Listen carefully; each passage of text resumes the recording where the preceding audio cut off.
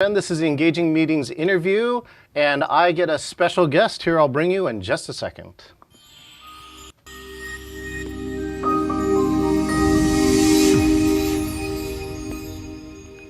All right, I already put her on camera because I've known her for so long. I'm excited to bring to you, she was the previous head of meetings innovation at MPI. We've shared the stage in a couple places together. I'd love to bring to the stage the one, the only, Lori Pugh Marcum. Hey, Lori, how are you doing? Hi, I'm doing well. Thank you for having me. Yeah, thanks for joining me this morning. I know, this is where actually I saw your post and I go, this is actually where social media is actually useful, where we get to see, things that are happening with our friends. And, if I didn't have social media, I'm not, I'm not sure if I would have heard about this. But Lori, for my friends who don't know you, can you tell me who you are and what you previously did? So then we'll talk about your other thing in just a second. Absolutely. So I worked at Meeting Professionals International as head of meeting innovation, which essentially means in charge of the content and speakers for all of our digital, hybrid, and in-person events, and as well as teaching some of our courses and moderating as well. Yeah, and I've seen you moderate. I think that's really fun. What's one of the coolest things that you did during your time with MPI? Oh, I love Global Meetings Industry Day broadcast. That was by far my favorite. I got to be anchor and producer for 3 years, and it was just an awesome experience being able to bring the community globally together to celebrate. And is it 24 hours? How many hours do they broadcast on that? Oh, it's 12 hours, although Jessie likes to joke she wants to go 24 hours, but it's too much. 12 hours online is a lot. I think you over the 3 years, I'm sure you've made some muscle about staying on for 12 hours. Actually, that would be a good segue to that.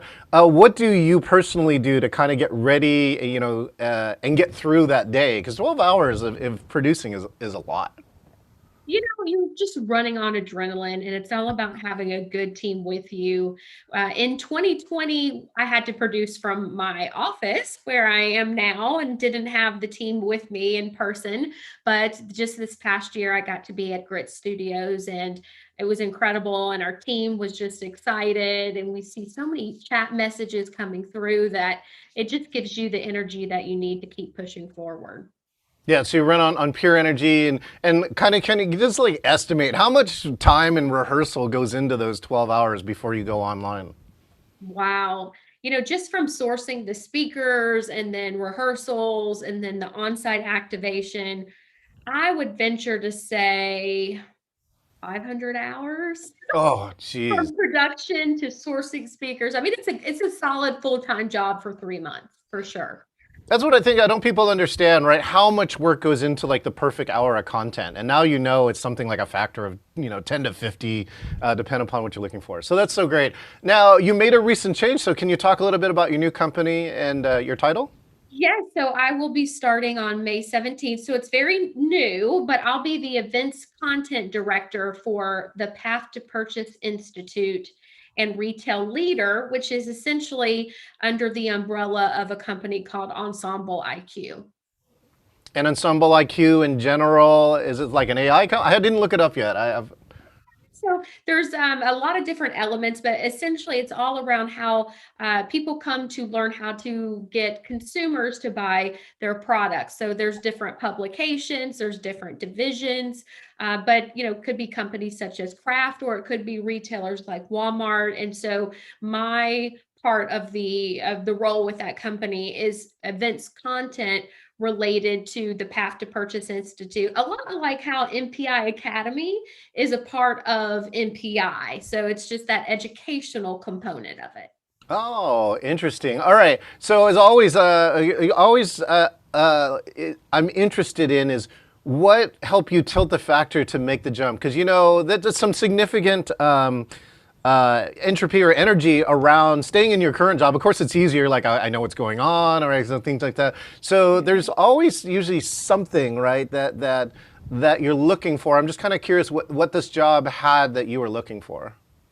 So, I was always keeping my eye open for opportunities. I wasn't necessarily looking to make a jump, but always seeing what was out there. And so when I read about this job description, I thought this will give me an opportunity to use what my bachelor's degree was in, which is in advertising, and then my master's degree is in meeting and event management. So it's the molding of both worlds. Yeah. Where's your love of advertising? I didn't know you had a degree in advertising. That's great.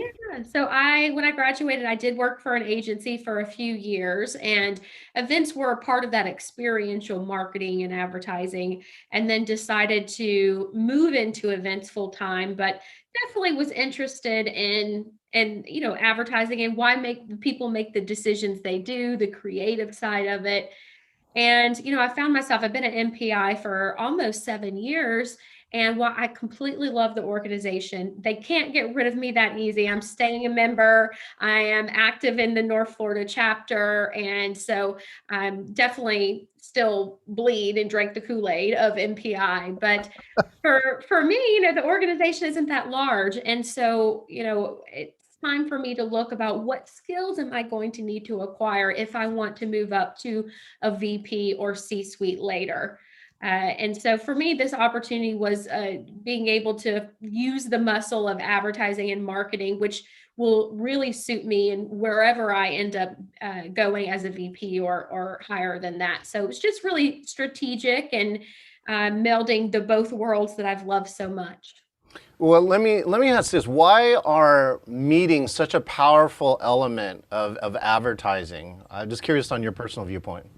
It's the number one place to build loyalty and a connection to whatever brand or product, because we're there, we're seeing it, we're touching it, we're feeling it. And even if it's not tangible, you're at an event, you're creating emotion around what the brand is wanting to emulate. So it just really cuts down all those different touch points that sometimes you have to build up if you don't have events as a part of your marketing and advertising. What brand besides MPI? Okay, so you already know the MPI. We already know that MPI kind of likes events, right? Right. What's another brand that you really respect of the way that they do events?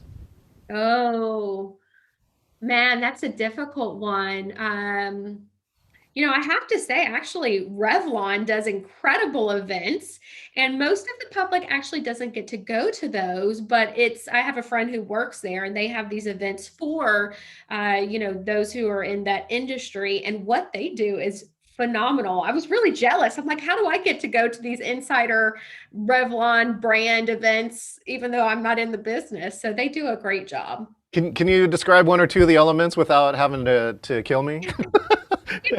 It's just a lot of it is where you get to try things, try on, learn the newest techniques, Mm. what are the colors for the fall, and a lot of it is just the personalities they choose to represent the brands as MCs or to do the demos, and they create a sense of camaraderie and community. I think that's one of the biggest things is community for any brand. Okay, now I'm interested too because I'm starting to build like a community around this thing, engaging virtual meetings. So excited! I got a Facebook group that just became 1,000 strong, and we're have a planning committee of some people I think that you know too, and we're really talking about community. So I'd love to dive into that. What are like 2 or 3 things that you think a community must have to be successful? Well, it has to be inclusive. Okay. And that word means a lot of different things. It could be as simple as we've all been to an event before where everyone knows each other, but you don't know them and you feel like an outsider. So it's a welcoming environment where all different ideas and topics can be shared even if other people disagree with you, it's like that yes and you feel it's not that your ideas aren't wrong, even if they may be different than the norm. And it's a collaboration tool. So when you have an idea and ask, also when you ask for help, I think that is huge. It's that idea sharing and the vulnerability of asking for help for things that really bonds people. Well, I love that. Kendall Cox, speaking of people in our community, Kendall Cox has become a really strong member. And she's doing, too, she works for a nonprofit for Living Waters. And so they're helping bring clean water to third world countries. She said, meetings are a touch point. So true with that. And I like what you said around, I guess it's that loyalty. Oh, that asking for help. I know my group, I felt like turned a corner. You know, in sales, when you turn a corner, which is like as small businesses, you spend your first 3 years, right, calling everybody going, will you just please buy my stuff, right? And then somewhere around 3 years, if you're successful, something turns and then people start calling you saying, hey, I need your help, right? Or I need you to come, to this thing. And the community just did that. So that I'm watching the group, and now, when you're first in a group, you have to seed everything, right? Like I'm going to start doing all the posting and asking all the questions. And now I'm excited because now people in the community are deciding to join in and ask ask questions and things like that. So do you see a similar flip point for that for communities? Absolutely. In fact, at MPI, that's really why they created all the different communities, MPI MD Association, Experiential Planner, Women's Community. And it's really just to have a forum to ask those questions. Because if you think about it, for any large organization, you worry you're just a number. But when you have opportunities for communities that roll up into it, it's a little more personable, and people are a little more likely to want to get involved versus when you're one of, say, 20,000. Well, okay, so I'm going to go back to something you said here, and you said, I want to become a VP. So one of the greatest things, I think, this is great, I think that in knowing you, and of course, if you're in anywhere in the strategic part of planning and so forth and so on, that this step is, of course, one step into something else that you have going on. So how do you think about your career path and setting your goals, and of course, deciding which steps to take to get there? Absolutely. So, you also have to be open to change. Change is really hard for people, but I tell myself, after a certain number of years with an organization, if you've topped out or you're not moving up, you need to think about what your trajectory is. And to be honest, not everybody wants to be a VP or to move up to C-suite. So you have to figure out what you're most interested in. And for me, I really love strategy, and I love leadership and leading teams of people and surrounding people around a vision. So that is where I see myself wanting to go, and helping to bring out the best in whatever teams that you're working with. So that's really my passion, which is why I want to move up to that VP level. It doesn't have anything to necessarily do with the title or the money. It's just the scope of strategy I really love. So, one of the things, of course, we get older. I know that's a challenging part, but one of the cool parts about getting older is that a lot of our friends are getting into these type of positions. People are getting more and more, I guess, responsibility and things like that. And I actually had a friend that just gave me a book and says that a lot of us individuals will do some of our best work in our either 60s and sometimes 70s now, because of the age range and things like that. So I don't know if do you see it that way, and do you see people like us, getting into these bigger positions? I do. And I am kind of on that cusp where you're starting to see people jump from the manager level up. And to be quite honest, when I got my master's degree in meeting and event management from San Diego State, we had mentors that we're talking about, people, Jeff Campbell, who was the CEO of Burger King, and these huge companies that are giving back. I can guarantee you he's not doing it for the money. It's academia, yeah. Back because he's a lifelong learner and he wants to leave a legacy. And for me, that's essentially what it is about, is how can I leave a legacy? How can I make it easier for people who come after me? And so that's really been my motivating goal. So, okay, so going backwards and forwards, what are some of the things that you would like to leave in your legacy? Let's pretend like we get to that. We're having a live cast and you're doing your retirement party or something like that. What do you want to look back at and look and saying, these are things that were important to me that I left as my legacy? Mm-hmm. I've a 12-year-old daughter. So for me, one of the main things is inclusivity of women at higher levels. And actually a huge reason why I accepted the position at this new company is that the majority of that on the leadership team, including the C-suite, is majority women. And that's a Oh. That was very attractive to me. Don't get me wrong. Some of the best mentors and allies that I have had in my career are men, 100%. But it's refreshing to see an equal balance or more at a higher level. So I just would like to have an environment for my daughter to come into where she just feels like she's on a equal playing ground to get to wherever she'd like to be. And I also believe in, I don't believe in leadership being from the top down. I don't believe that leadership should make decisions about job roles when there aren't including the people who actually do those jobs in the decision making.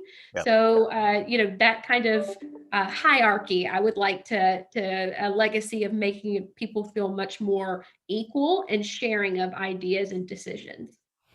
So is that something? So I actually did, if you didn't know this, 10 years of recruiting for Microsoft on the technical side. Uh, And I'm curious if I'm sure, I don't know if you learned that before you got there. What were some of the key factors in that interview process that helped you make this decision? So let's see here. Oh, that's a good one. Well, I did a lot of research. I did a lot of going onto LinkedIn, looking at, reviews of the companies online. And so when I looked at the C-suite where it's, meet the staff, and I saw the number of women in the organization and at the different levels, that was intriguing. And those were questions that I asked as a part of my interview process. And I also wanted to know what the average time that an employee had been at the company. Now they have mergers of companies that came together to form it, Mhm. but they were looking at 7, 8 years of retention rate, which is extremely high for a company. Mm. And so I was very pleased with that. And just honestly, a lot of it was getting to know the people. I've interviewed with quite a few people. And, here's the thing, you want to be careful because you don't want to get a job just because you get along with everyone. I believe that it's important that you hire not just because, oh, this person will fit in, because it does need to be a diversity of thought and a diversity of people.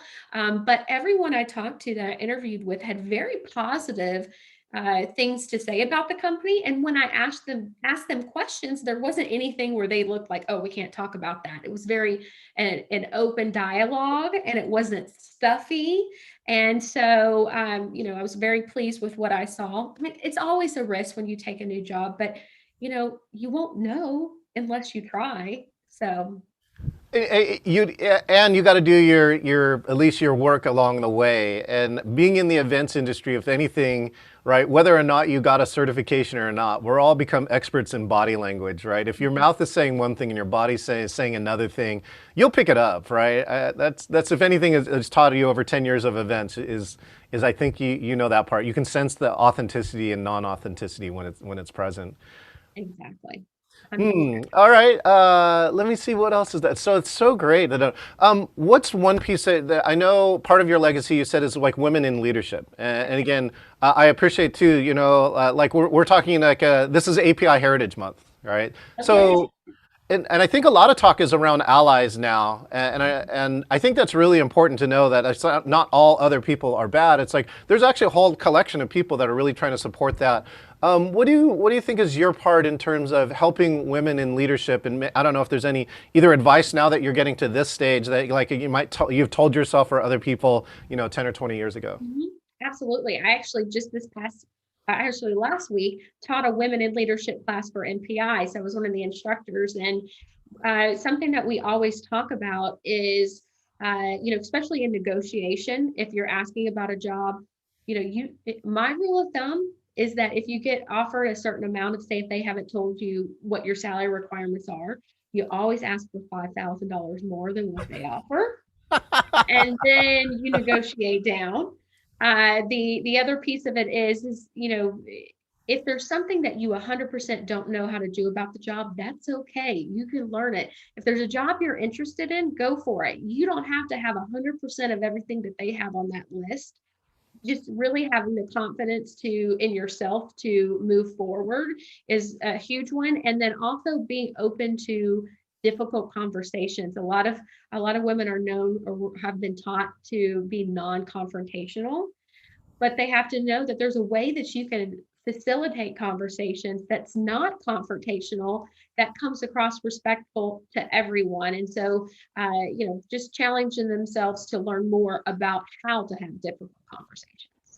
Yeah, in one class a long time ago, we actually, this is the power too of the experiential portion, right, of the marketing, which is, being there or doing something.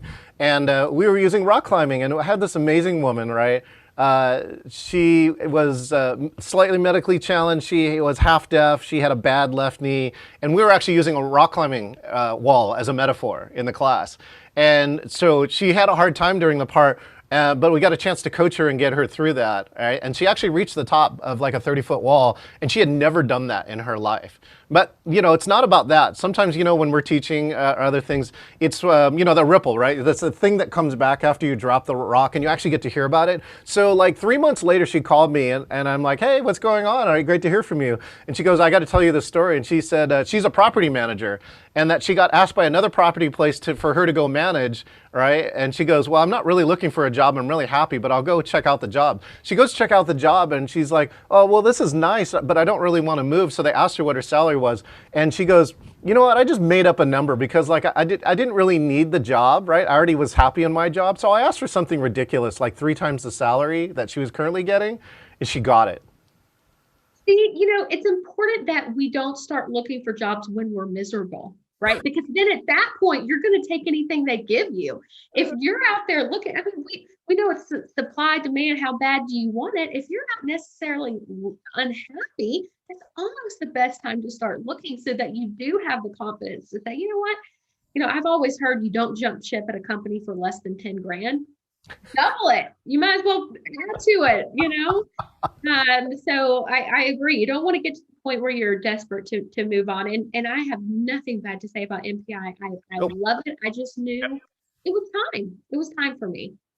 That's interesting too. I did a lot of work at Microsoft about people who were leaving, and right, these are people at the time, right? The stock was at an all-time high. Nobody was staying there for the money, right? That's what I always found. It was around passions and interest. Over almost all of them, right, were around passions and interests, and they were just, and the thing that they were doing wasn't fitting right now. But at a company as big as Microsoft, like 99% of them, you get to stay because as long as they were still interested in software, that's the right place. If you're interested in windsurfing, you're probably in the wrong company, right? You should probably leave anyways and do the company a favor.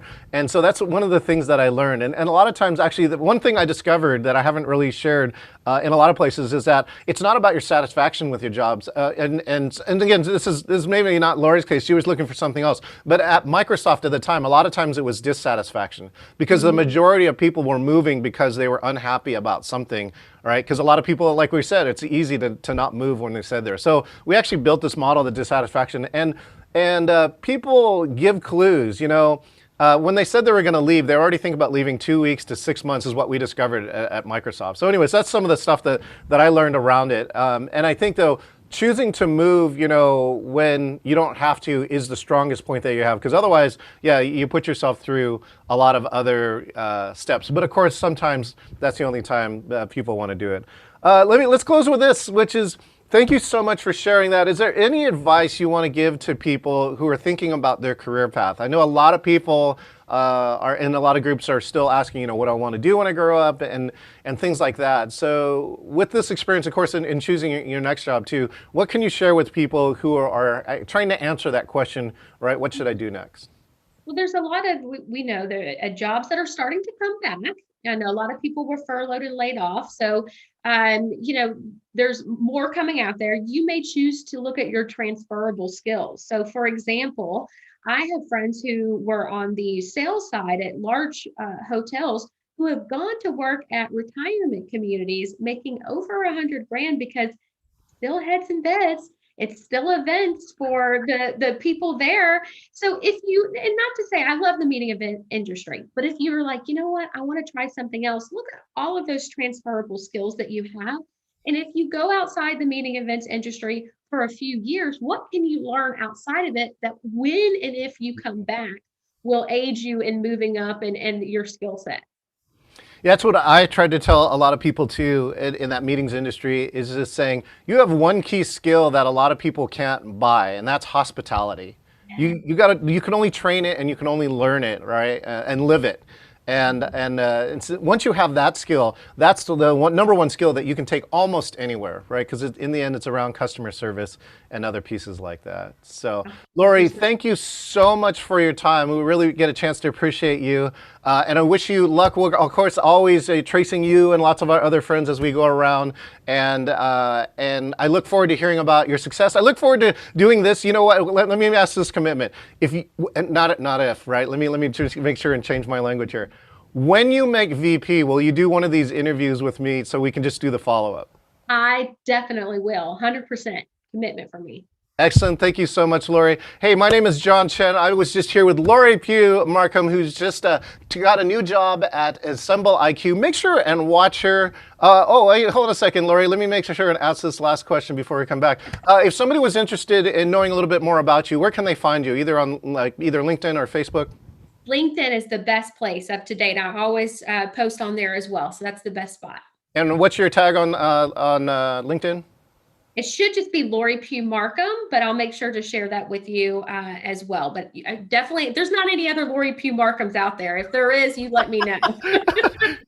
Perfect. Thank you so much, Lori. All right. Well, I am John Chen. Let's see. Hold on a second. Let me get my opinion there. Hey, I'm John Chen. This is the Engaging Virtual Meeting interview series. I just want to thank Lori Pugh Marcum and, of course, congratulate her on her new position. Tune in here later and watch for more interviews for great people that are really passionate around engaging virtual meetings. We'll see you next time.